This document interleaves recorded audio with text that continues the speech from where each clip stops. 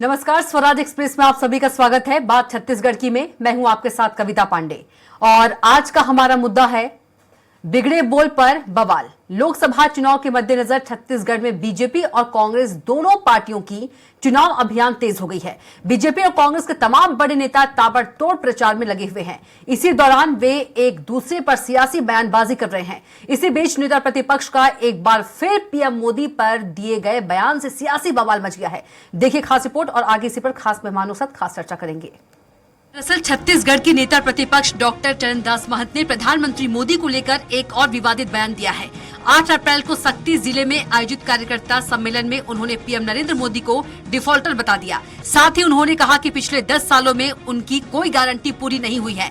इससे पहले राजनांदगांव में भूपेश बघेल की नामांकन सभा के दौरान भी उन्होंने प्रधानमंत्री पर आपत्तिजनक बयान दिया था। बीजेपी नेताओं की शिकायत के बाद चुनाव आयोग के निर्देश पर डॉक्टर महंत के खिलाफ एफआईआर भी दर्ज हुई थी। नेता प्रतिपक्ष डॉक्टर चरणदास महंत ने कहा, मोदी की गारंटी 10 साल से फेल हो रही है। न 2 करोड़ नौकरी मिली, न 15 लाख रुपए मिले, जिसकी गारंटी फेल हो गई है। छत्तीसगढ़ के लोग उसे डिफॉल्टर समझते हैं। चरणदास महंत ने कहा, भाजपा की तरह हम लोग झूठ नहीं बोलेंगे। छत्तीसगढ़ में 5 से 6 सीट जीत रहे हैं। आने वाले समय में 9 से 10 सीट हो सकती है।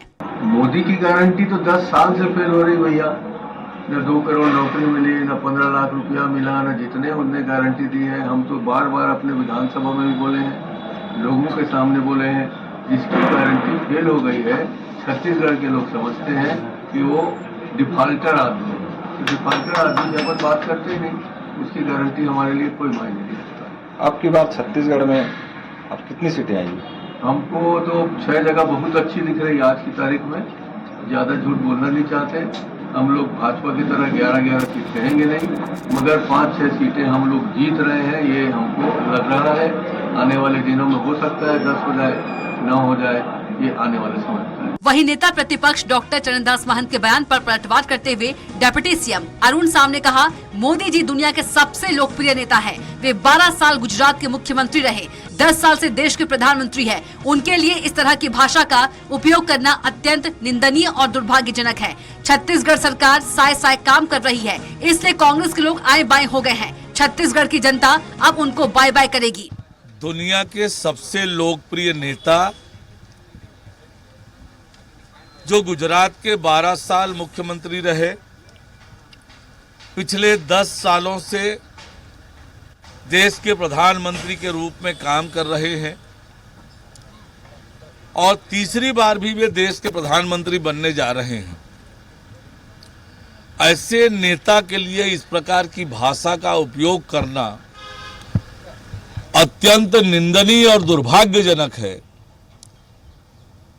और जो लाठी मारने वाली बात का उन्होंने जो स्पष्टीकरण दिया था, ये पता चलता है कि वो स्पष्टीकरण झूठा और निराधार था।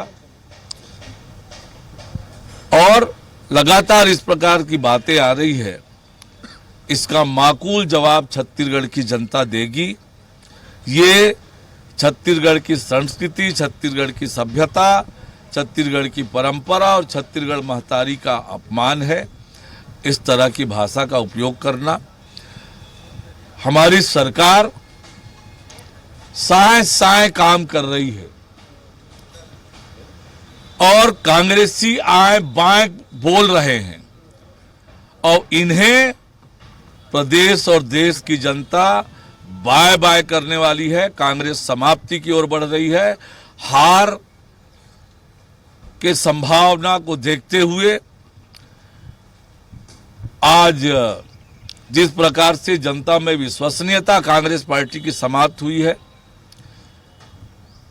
हार को देखते हुए कांग्रेसी बौखला गए हैं और इस प्रकार की भाषा का इस्तेमाल कर रहे हैं। ये निंदनीय है, दुर्भाग्यजनक। वहीं कांग्रेस का कहना है कि भाजपा के पास जनहित का कोई मुद्दा नहीं है। महंत जी ने कहा कि मोदी जी की बातों पर अब जनता को विश्वास नहीं है। मोदी जी महंगाई, बेरोजगारी, किसानों के आय दुगने करने के मुद्दे पर फेल हो चुके हैं। अब बीजेपी के पास कोई मुद्दा नहीं है, इसलिए वे बार बार प्रधानमंत्री मोदी जी के बहाने इसे मुद्दा बना रहे हैं। मोदी जी देश के प्रधानमंत्री है, इतना कमजोर थोड़ी है कि किसी के कुछ बोलने से मुरझा जाएंगे। जनहित के मुद्दे हैं नहीं, महंत जी ने कहा है कि मोदी जी की बातों पे अब जनता विश्वास नहीं कर रही है। जो उन्होंने वादा किया था, चाहे वो बेरोजगारी के संबंध में हो या महंगाई के संबंध में हो या किसानों की आय करने के संबंध में, उसके तात्पर्य में उन्होंने कहा था कि मोदी जी की सारी योजनाएं फेल हो चुकी है, उनकी सारी योजनाएं बैंकरप्ट हो चुकी हैं, इस संबंध में उन्होंने कहा था।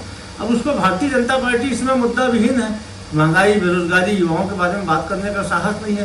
तो मोदी जी देश के प्रधानमंत्री हैं, भारत के प्रधानमंत्री हैं, बार बार आप कोई छुई मुई के पेड़ है क्या? मोदी जी को किसी ने छू दिया तो मोदी जी मुरझा जाएंगे, मोदी जी को ये बोल दिया, मोदी जी को लाठी मार दिया, मोदी जी को गाली दे दिया। अरे भाई साहब, इससे बाहर निकलिए। भारत के प्रधानमंत्री हैं 135 करोड़ देश के, उनको इतना ज्यादा कमजोर, इतना ज्यादा छुई मुई क्यों समझती है भारतीय जनता पार्टी? बहरहाल छत्तीसगढ़ के नेता प्रतिपक्ष डॉक्टर चरणदास महंत लगातार पीएम मोदी पर सियासी हमले कर रहे हैं। वहीं बीजेपी इससे मुद्दा बनाकर चुनाव में भुनाना शुरू कर दिए हैं। उनका मोदी जी के सिर फोड़ने वाले बयान के बाद अब उन्हें डिफॉल्टर कहने को लेकर सियासत गर्मा गई है। अब देखना होगा आगामी समय और किस तरह के बयानबाजी सामने आती है। स्वराज एक्सप्रेस के लिए रायपुर से दिलीप साहू की रिपोर्ट देखिए आपने, और इसी पर खास मेहमानों के साथ चर्चा करेंगे। बीजेपी प्रवक्ता सुनील चौधरी जी, बहुत स्वागत है आपका चर्चा में।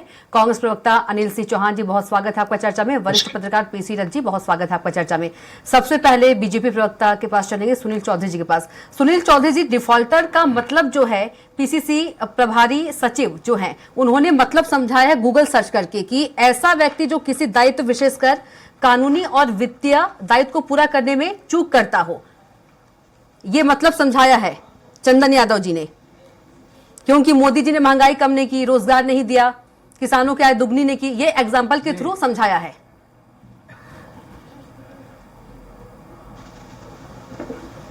जी राम राम, जय जोहार, जय छत्तीसगढ़। जी देखिए, छत्तीसगढ़ में कांग्रेस कितनी विचारहीनता और अपनी आइडियोलॉजी से किस तरीके से विमुख होती जा रही है, वो उसका स्पष्ट उदाहरण यहाँ पर दिख रहा है। एक और ये गांधीवादी विचारधारा की बात करते हैं और दूसरी ओर लाठी मारने की बात करते हैं, हाथ में डंडा लेकर के सर फोड़ने की बात करते हैं। छत्तीसगढ़ में नेता प्रतिपक्ष महंत जी अभी कह रहे हैं कि मोदी जी की सरकार जो है या डिफॉल्टर हो गई है। मैं पूछना चाहता हूं माननीय चरणदास महंत जी, आप तो वरिष्ठ नेता हैं कांग्रेस के, आप ये बताएं कि पिछले 5 साल में आपने क्या वादे पूरे किए थे? तो आप भी क्या डिफॉल्टर हो गए थे और इसलिए जनता आपको धकिया के बाहर निकाल दी छत्तीसगढ़ की?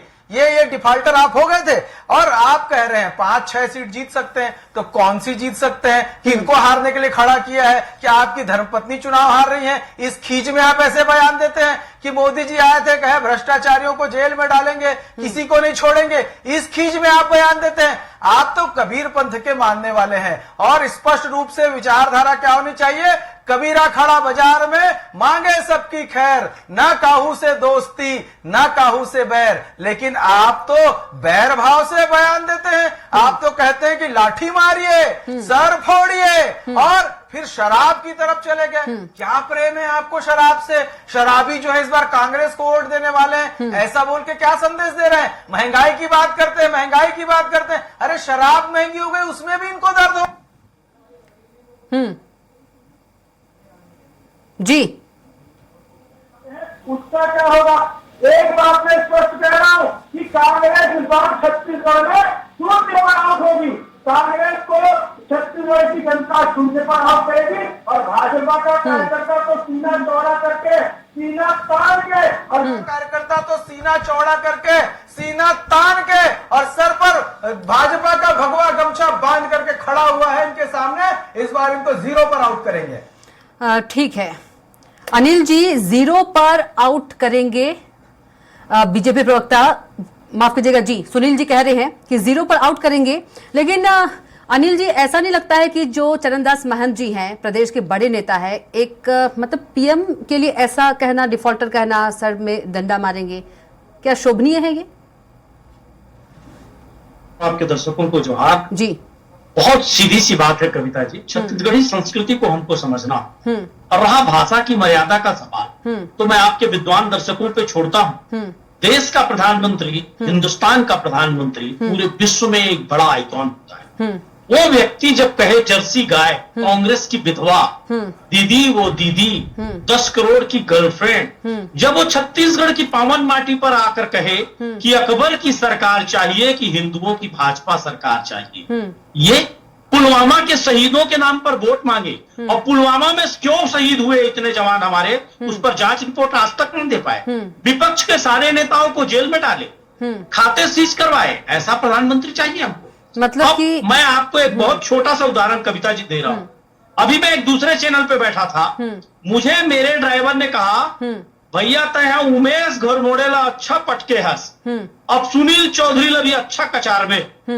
तो क्या मैं टीवी में घुस के उमेश घोरमोड़े को पटक दिया? देखिए, हमारी जो ठेठ भाषा है, वो मेरा ड्राइवर देख रहा था मुझे डिबेट करते, उसका कहना यह है कि आपने उनको अच्छी पटकनी दी, अब आप सुनील चौधरी जी को भी पटकनी देना। तो सुनील चौधरी जी कहेंगे मुझे टीवी में घुस के पटक दिए। तो हम छत्तीसगढ़िया लोग, ये ठेठ अंदाज होता है। जैसे कहते हैं कि मोदी जी तो नहीं सका, लेकिन राहुल जी है चाइना के मूड लफोड़ दी। मतलब चाइना को सबक सिखा देंगे।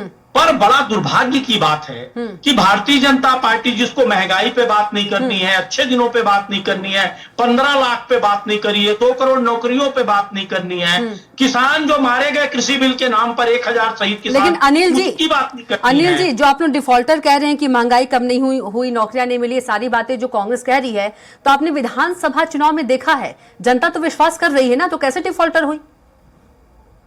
मैं वही तो आपको कहना चाहता हूं कविता जी, जनता क्या एक मुद्दे पे वोट देती है? क्या धार्मिक उन्माद नहीं फैलाया गया इस प्रदेश में?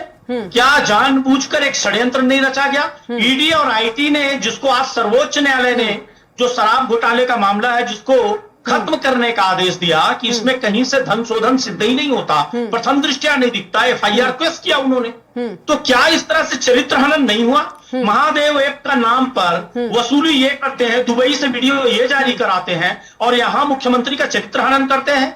आप ये जो फॉर्चून प्लेइंग गेम वाली कंपनी है, आप देखिए, ये महादेव ऐप से बड़े बड़े सट्टे खिलाते हैं, हजारों करोड़ का चंदा लिया है भाजपा ने, उनके यहाँ ईडी का छापा पड़ता है, 2 दिन में फिर 100 करोड़ लो भैया। तो ये भारतीय जनता पार्टी का चरित्र है कि दूसरे रास्ते से कैसे सुनिए ना लोकतंत्र अनिल को जी, क्षण मत चरणदास प्रभावित करके चुनाव महंत, जीता जाए। चरणदास महंत जी का जो बयान है, उसको आप सही मानते हैं, कांग्रेस सही मानती है? देखिए, चरणदास महंत जी ने जो बयान दिया है, वो बहुत सीधे साधे और गंभीर नेता है। उन्होंने जो बयान दिया है, वो डिफाल्टर की परिभाषा चंदन यादव जी ने बता दी। जो जनता को बार बार ठगे, अपने दायित्वों की पूर्ति ना करे, पहले ही नाई समाज जो है, इसलिए उन्होंने डिफाल्टर का जो आर्थिक और वित्तीय अनियमितताओं को और जुबान से जो मुकर जाए, वो डिफाल्टर है। इसलिए चरणदास महंत जी ने कहा। और देखिए, लब्बो-लुआब जो है, मुख्य मुद्दा यह है कि किस लब्बो-लुआब में कहा, और यहां भाजपा के पास क्या कोई मुद्दा नहीं रहा। और मैं आपसे एक सवाल पूछता हूं, क्या रेणुका सिंह जो केंद्रीय मंत्री थी, वो विधानसभा में कहती कांग्रेसियों के हाथ पैर कटवा दूंगी, उस पर क्यों बात नहीं करती भारतीय जनता पार्टी? साध्वी प्रज्ञा ने क्या कहा, गिरिराज तो आप सिंह ने लोग क्या कहा, कंपटीशन करते हैं क्या? आप लोग कंपटीशन करते हैं क्या कि बीजेपी ये बोलेगी तो कांग्रेस ये बोलेगी, कांग्रेस ये बीजेपी ये? कविता जी, वही तो मैं कहना चाहता हूं। हम गोपाल कृष्ण गोखले, लोकमान्य तिलक और गांधी नेहरू की पार्टी है, जिनके बलिदानों से, जिनके खून से देश सिंचित हुआ है। हम लोकतंत्र में विश्वास रखते हैं। हमारी ऐसी कोई भी भाषा कभी इस लब्बो-लुआब से नहीं होती कि हम गैर मर्यादित, लेकिन सिर फोड़ना, डिफॉल्टर कहना, आज तक देश में कोई प्रधानमंत्री की कुर्सी पर बैठकर 10 करोड़ की गर्लफ्रेंड नहीं बोला है। अब खुद 10 लाख का सूट तो वही तो कह रही हूं ना, कंपटीशन हो रहा है फिर, और आंखें मीचने का ऐसा अभिनय नहीं किया है सदन में। कंपटीशन कर रहे हैं फिर आप लोग। ठीक है, वरिष्ठ पत्रकार नहीं है, हम भाषा आप ही एग्जाम्पल दे रहे हैं। और सबसे बड़ी बात कविता जी, मैं आपको बता दूं, जो महंत जी ने स्पष्टीकरण दिया, उसमें भी उन्होंने कहा कि फिर भी मेरी भाषा से किसी को ठेस पहुंची हो तो मैं क्षमा चाहता हूं, खेद प्रकट करता हूं। तो उसके बाद फिर आज बयान दे दिया। बताइए, देखिए ना, सभा नेता का नाम बताइए जिसने कभी खेद प्रकट किया हो। खेद प्रकट करने के बाद फिर डिफॉल्टर बोल रहे हैं अनिल जी, खेद प्रकट करने के बाद फिर डिफॉल्टर बोल रहे हैं। प्रभारी ने बता दी, जो धोखाधड़ी करे, जो जनता से धोखाधड़ी करे, वित्तीय जो उसके, तो फिर जीत कैसे रही है बीजेपी?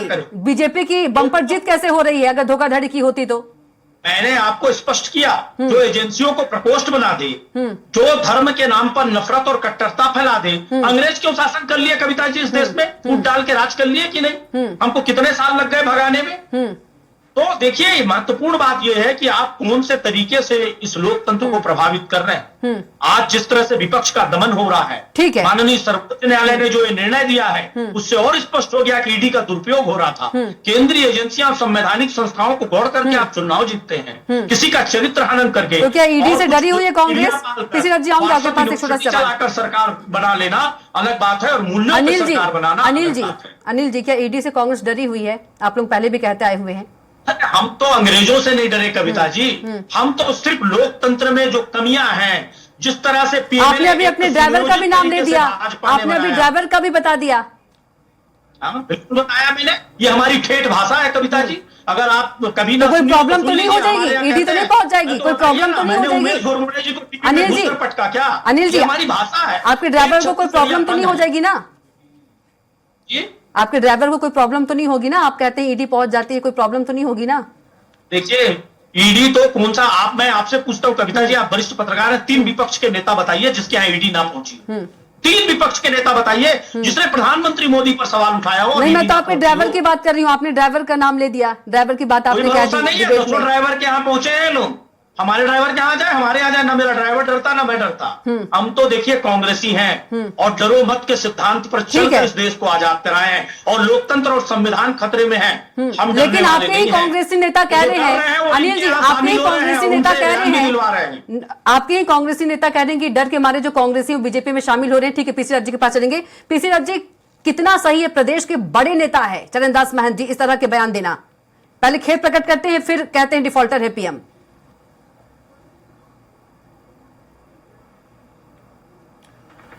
जी कविता जी, आपको और बाकी दर्शकों को जय जोहार जी। छत्तीसगढ़ में चुनावी उष्मा बढ़ती जा रही है और रोज हम लोग देखते हैं कि तापमान में, चुनावी तापमान में बढ़ोतरी के कारण जो है वो इस तरह की बयानबाजी तेज होना स्वाभाविक है। चुनाव ही ऐसा अवसर होता है जब ज्यादा से ज्यादा न्यूज स्पेस हासिल करने के लिए राजनेता अपने इस तरह के बयान देते हैं जिससे वो चर्चा में रहें। और खासतौर पे आज के समय में जब प्रतिपक्ष की आवाज को मीडिया, एक जनरल कहा जाता है मुख्य धारा की मीडिया, बिल्कुल तवज्जो नहीं दे रही है, तवज्जो पाने के लिए उनको इस तरह की बयानबाजी करनी पड़ रही है, ऐसा मुझे प्रतीत होता है।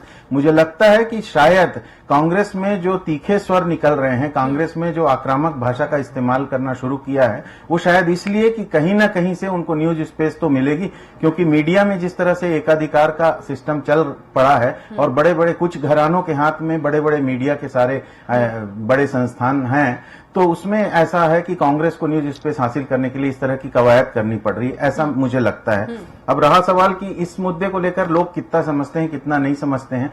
छत्तीसगढ़ में जो जनता है वो देखती आई है कि बहुत सारी जो चिटफंड कंपनियां हैं वो डिफाल्टर हो गई, बहुत सारे लोग उस तरह से डिफाल्टर होकर चले गए, जनता का पैसा डूबा, तो उसके कारण शायद लोगों के मन में उसको डिफाल्टर को लेकर के एक समझ तो होगी, विकसित होगी कि इस तरह से होता है तो फिर डिफाल्टर कहा जाता है करके। उसके लिए मुझे नहीं लगता कि चंदन जी को समझाने की अलग से जरूरत थी कि डिफाल्टर किसे कहा जाए और किसे डिफाल्टर ना कहा जाए। और कुल मिलाकर के जो चुनावी तापमान बढ़ता जाएगा तो दोनों दलों से ये बयानबाजियां शुरू होंगी।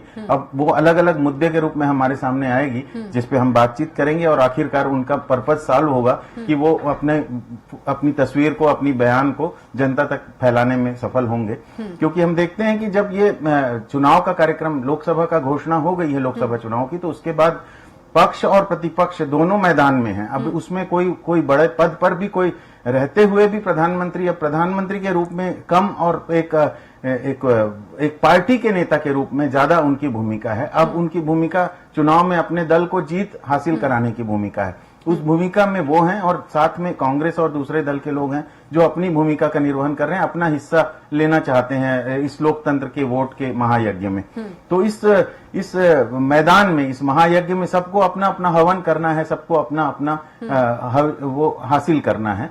तो उसके लिए ये लड़ाई है। अब ये किस किस तरह से दावपेच करते हैं ये हम आगे आने वाले दिनों में देखेंगे कि किसकी टिकट कटने के बाद कहाँ क्या स्थिति है। लेकिन ये खास बात है कि कांग्रेस ने जो अपना घोषणा पत्र 48 पेज का घोषित किया है और भाजपा हर चीज में कांग्रेस से आगे चलती आ रही थी, घोषणा पत्र के मुद्दे में भाजपा पीछे रह गई है। तो ये देखना होगा कि भाजपा का घोषणा पत्र कब आएगा, क्योंकि छत्तीसगढ़ में भी लोकसभा चुनाव का पहला चरण 19 तारीख जो वोटिंग होनी है वो अब ज्यादा दिन नहीं बाकी है। तो ऐसा ना हो कि इस बार जो है जैसे विधानसभा में भाजपा आगे निकल गई थी, कांग्रेस पीछे हो गई थी, इस बार कांग्रेस जो है आगे निकल गई है अपने घोषणा पत्र में। तो ये भी देखना महत्वपूर्ण होगा। बिल्कुल। सुनील जी, 0 पर आउट करने की बात आप कर रहे हैं, घोषणा पत्र ही नहीं आपका जारी हुआ है, अभी कब होगा?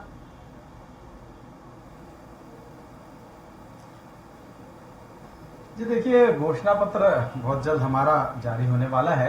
और अभी माननीय अनिल सिंह जी कह रहे थे, लगातार बार बार अंग्रेजों का जिक्र कर रहे थे, कह रहे थे कि हमने देश को आजाद कराया।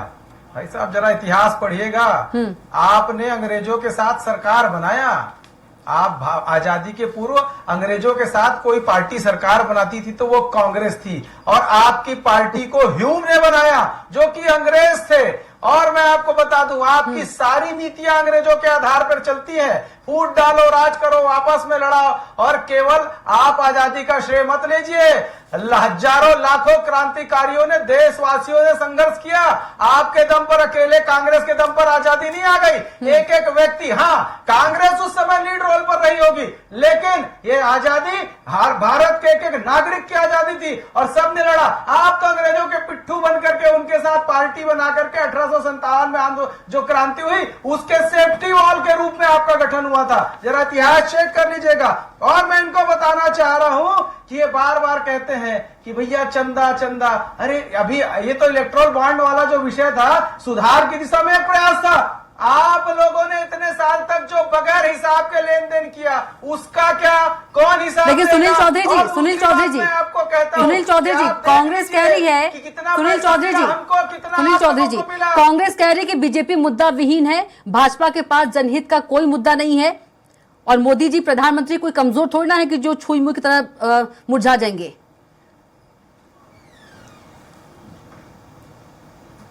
देखिए, मोदी जी क्या, भाजपा का कोई कार्यकर्ता कमजोर नहीं है, लेकिन ये जिस तरीके से आग उगल रहे हैं, जहर उगल रहे हैं, ये भी तो पता चलना चाहिए। और जनता को भली भांति पता है, जनता को पता है कि ये अपने ही कार्यकर्ताओं को स्लीपर सेल कहते हैं। जनता को ये भी पता है कि अभी ये पत्रकारों पर सवाल उठा रहे हैं, कह रहे हैं कि भैया मीडिया जो है वो एक तरफा बात करता है, उसके बाद ये सेना के शौर्य पर प्रश्न उठाएंगे। अभी मेरे छोटे भाई उमेश घोरमोड़े को कह रहे थे कि इनके ड्राइवर ने कहा कि बड़ा पटक पटक के मारा। वो तो एग्जाम्पल के थ्रू समझा रहे थे कि छत्तीसगढ़ी में ऐसा सब बोलते हैं, कुछ नहीं, छत्तीसगढ़ी भाषा समझा रहे थे वो। किसको पटकता है? सुनील चौधरी जी छत्तीसगढ़ी भाषा समझा रहे थे। मैं भी समझाता हूँ, छत्तीसगढ़ी में इनको समझाता हूँ। भाई तुमन सुन लो, पहली चलनी माँ दूध दो और करम ला दोष देवो, ऐसे हुई तुम्हार मन के हाल। आगू जाके देखू, जब रिजल्ट आई ना, 0 में आउट हो तो ये हाल होना है। तो आप इंतजार करिए। ठीक है, समय का अभाव है, जनता समझती है भगवान राम के न्योता को। ठीक है अनिल जी, तुमन मन के हाल बता दिया सुनील चौधरी जी ने, लगातार खड़े रहो। ठीक है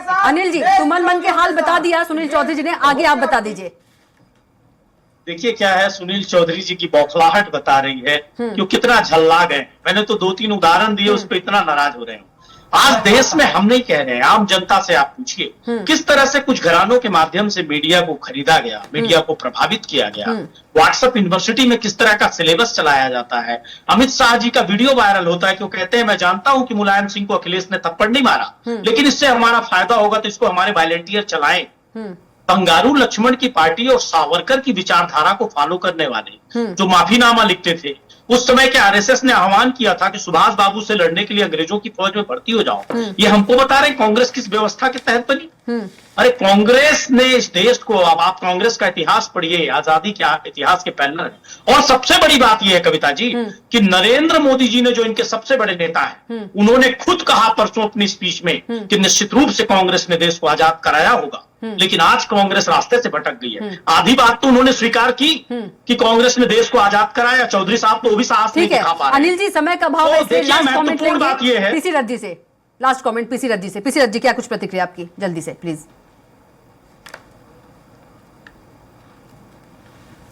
जी, जो स्थितियां हैं उसमें निश्चित रूप से ये न्यूज स्पेस और जिसको हम लोग पब्लिसिटी कहते हैं, वो हासिल करने की प्रयास में दोनों दल लग पड़े हैं। और अभी असली लड़ाई ये होनी है कि जो 2014 में जब नरेंद्र मोदी जी प्रधानमंत्री बने थे, उन्होंने कमान संभाली थी देश की, तब से जो उन वायदे थे, उन वायदों में क्या क्या हुआ ये पूछा जाना अभी बाकी है। मुझे लगता है वो 100 स्मार्ट सिटी में रायपुर और बिलासपुर भी थे छत्तीसगढ़ के, और 10 एमिनेंट जो उच्च शिक्षा संस्थान जो स्पेशल खोले जाने थे, जिसके लिए 100 करोड़ का बजट रखा गया था, उसका इन 10 सालों में क्या हाल है, कहाँ है वो संस्थान, जनता वो जानना चाहेगी। जनता जानना चाहेगी कि स्मार्ट सिटी में हम लोग अंततः वो स्मार्ट सिटी यही थी क्या जो रायपुर के हाल हैं जिस तरह से। और वो दरभंगा में एम्स की बात प्रधानमंत्री जी ने की थी कि बिहार के दरभंगा में एम्स बहुत अच्छा से स्वास्थ्य सेवाएं दे रहा है, तो उसको भी लोग देख नहीं पा रहे हैं, फिजिकली वो कहीं दृष्टिगोचर नहीं हो रहा है। तो ऐसे मुद्दे हैं जिसको लेकर के उसको भाजपा को अपनी स्थिति क्लियर करनी होगी लोकसभा चुनाव में। और छत्तीसगढ़ का जहां तक रहा सवाल, तो नगरनार प्लांट हमारे यहाँ का प्रेस्टिजियस मुद्दा रहा है कि उसका निजीकरण होने की लिस्ट में वो क्यों शामिल है अभी भी सेंट्रल गवर्नमेंट के मंत्रालयों में, ये जनता जानना चाहेगी कि क्या उसको क्लियर कर रहे हैं प्रधानमंत्री जी। और कांग्रेस के पास तो सबसे बड़ी चुनौती अपने लोगों को रोकने की है कि जिस तरह से कांग्रेस से एक एक नेता कूद के भाजपा में जा रहे हैं, उससे आगे आने वाले दिनों में भाजपा भी कांग्रेस में होती जा रही है, ऐसा प्रतीत होता है। तो दोनों दलों के सामने अपनी अपनी चुनौतियां हैं, और चुनाव जो है वो सामने एक महायज्ञ के रूप में है जिसमें सबको अपना हवन करना है और अपना अपना हिस्सा हासिल करना है। तो उसमें दोनों दलों के सामने एक करो या मरो की चुनौती बिल्कुल। तो है। पीसीआर जी, समय का अभाव इसलिए यहीं पर जी, डिबेट को रोकना होगा। पीसीआर जी, आपका बहुत धन्यवाद चर्चा में शामिल होने के लिए। अनिल सिंह चौहान जी, आपका भी बहुत धन्यवाद, और सुनील चौधरी जी, आपका भी बहुत धन्यवाद। तो बात छत्तीसगढ़ की में इतना ही। आप देखते रहिए स्वराज एक्सप्रेस। नमस्कार।